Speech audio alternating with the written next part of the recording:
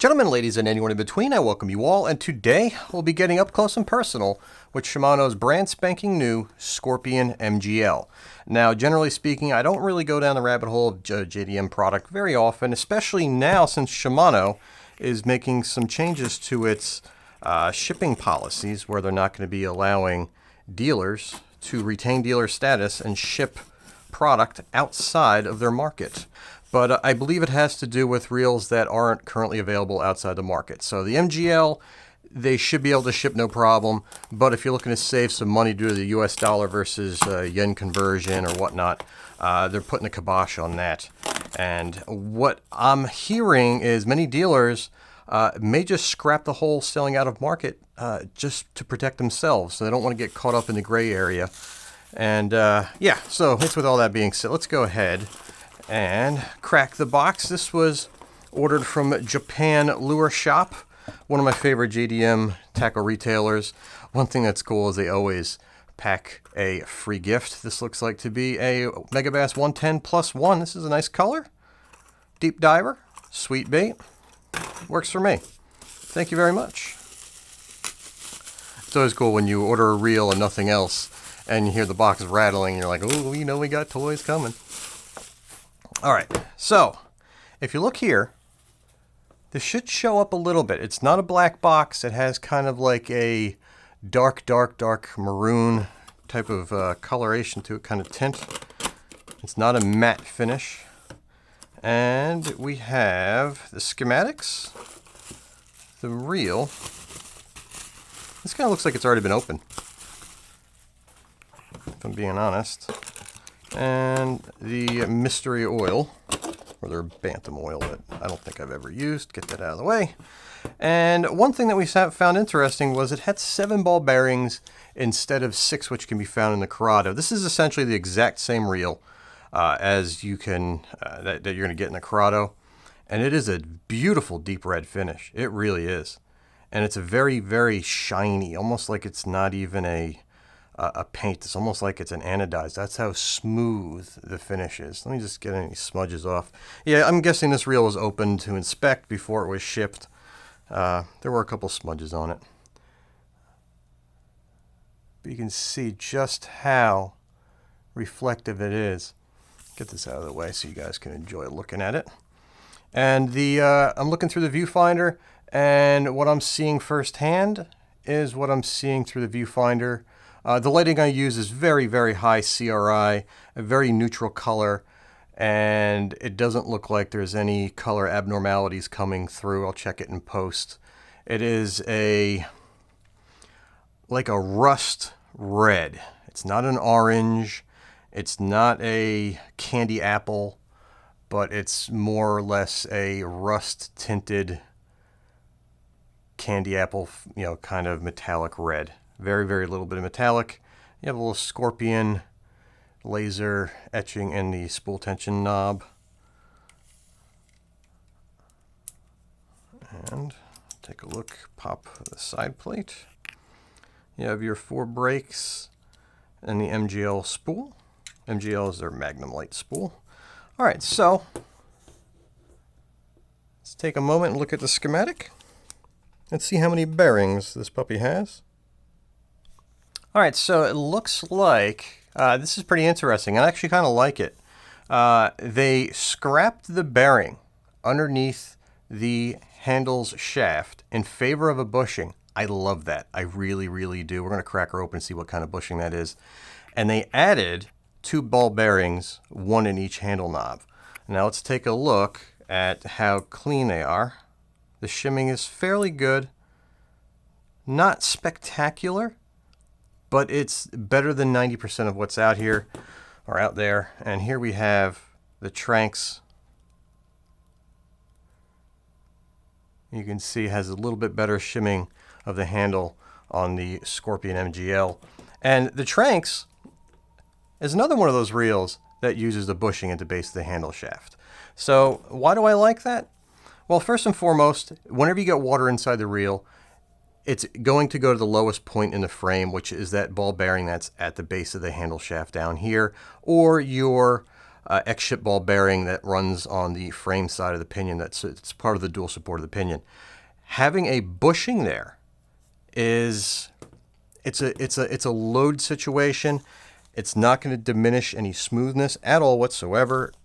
So many reels have been using a bushing there for years, and if you do have a ball bearing there and it does happen to fail, you'll definitely notice it pretty much more than anywhere else in the reel, just because it's basically directly connected to your hands turning it. So really nice feature there. And again, most guys out there, they'll probably look at it as a downgrade. I got to tell you, it's not. To me, that's an upgrade. Always has been, always will. Just ask the saltwater guys.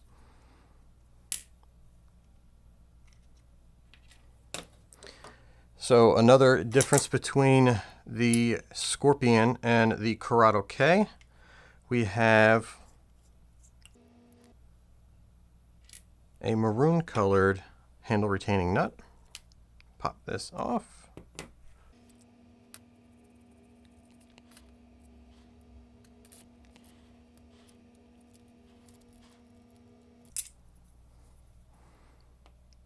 I always find it interesting that so many Shimano reels have 4 pins on, and other than the Curado 70, that's really the only reel I've ever used the 4 setting on. Usually, if you want distance, you want to go down to 3 and like maximum distance, 3 and 1, 2 and 2. That's always been my most comfortable settings. And if I got to go up, anytime you go above 4 on the dial, I mean, it's pretty much the safest setting, whether you have 4 pins on or, 1 pin on. And I have a video doing a casting comparison for the Shimano Tranx that pretty much details every single brake setting and how it casts. So I go from 4 pins on and 6 on the dial all the way down to 1 pin on the spool and 1 on the dial, to give you an idea how the casting is affected by the Shimano braking. Pretty interesting results, actually. Come on.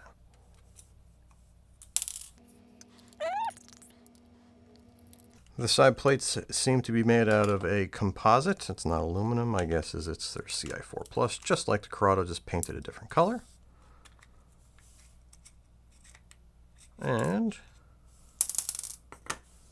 Belleville washers that make up part of the drag stack. This is what compresses to give you that drag range. Micro module gearing, which are the tiny teeth, made out of, look to be a hardened brass, which we like over aluminum, which is what you get in the Metanium MGL. I should say the, Metanium. I thought I said Bantam. I don't know why. And we're going to find out right now if this is indeed a bushing or a bearing. Boom, bushing. Very interesting. I definitely dig it. I look at that as an upgrade, to be quite honest with you guys. And you have the ball bearing in here. This is that dual pinion support bearing. So the pinion is going to slide up and down, in and out. But when it's positioned in its engaged position where it grabs onto the pin on the spool itself, come on, focus, that would simulate it being under load, and it will then run on the ball bearing. Dual pinion supported ball bearings are great. It's got a Watchman saltwater. They'll require a little bit of extra love and care just to keep any corrosion from setting in. But aside from that, it's a Curado. So when you get this reel, what are you getting in advantage, and what is the difference? So you have the Magnum Light spool, which is a couple grams lighter than the stock Curado spool. It's also going to be a little bit lower in capacity, which, I mean, for all intensive purposes, if you're throwing 10, 12, 14-pound fluorocarbon, being that the spool's overall diameter is going to be the same, you're not going to lose out any distance, because when you cast, as that arbor of line, when you cast, that line's peeling away and it's eroding down, it's melting down. So the diameter of which the diameter of the arbor in which the line is coming off of decreases, meaning every time the spool rotates, when it's a full spool, you'll get 3 inches of line coming off per rotation. When it's a half full spool, you'll have 2 inches of line coming off per rotation. So the feed rate goes down, causing a natural form of braking. Having a larger center fixed arbor kind of diminishes the weight of excess line that never sees the light of day and keeps the diameter of the spool the same. So what do we expect in terms of casting performance? Pretty much, if you're saving a couple of grams, you're probably going to lose maximum distance with your heavier lures because it's a flywheel. The less mass that you have, once it gets going, it's going to have less mass to keep it going. But when it comes to the lower weight lures, the lighter lures, it should cast them more accurately, maybe for a little bit extra distance. So what we'll do now is we're going to spool it up, fish it, and see how this thing performs on the water. And I hope you guys enjoyed this. This was a real quick and simple one. Super nice reel. I think I paid $201 shipped, and it got here within 3 days. So this was my initial impressions, inspection, and overview of the brand spanking new Shimano Scorpion MGL.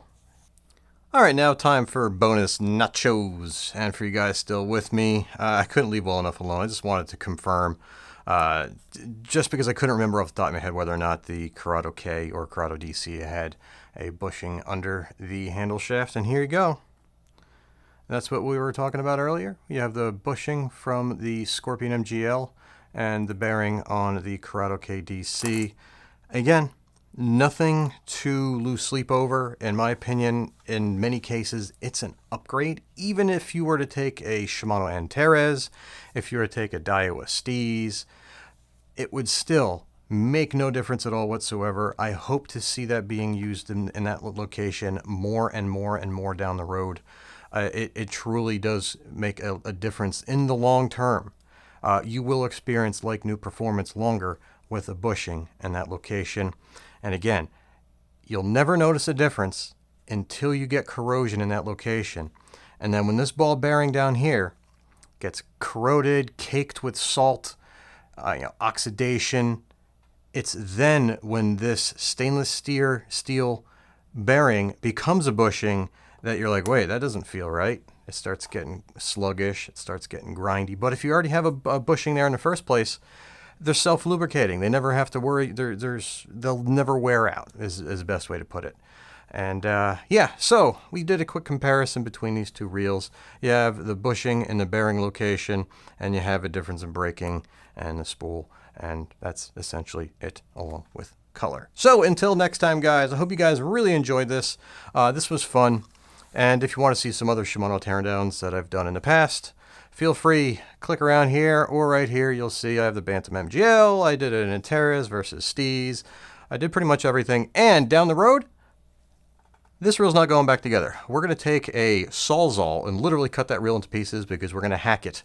And I have coming from Antares that I'm going to do the exact same thing to. I wonder why I could be doing that. #world record.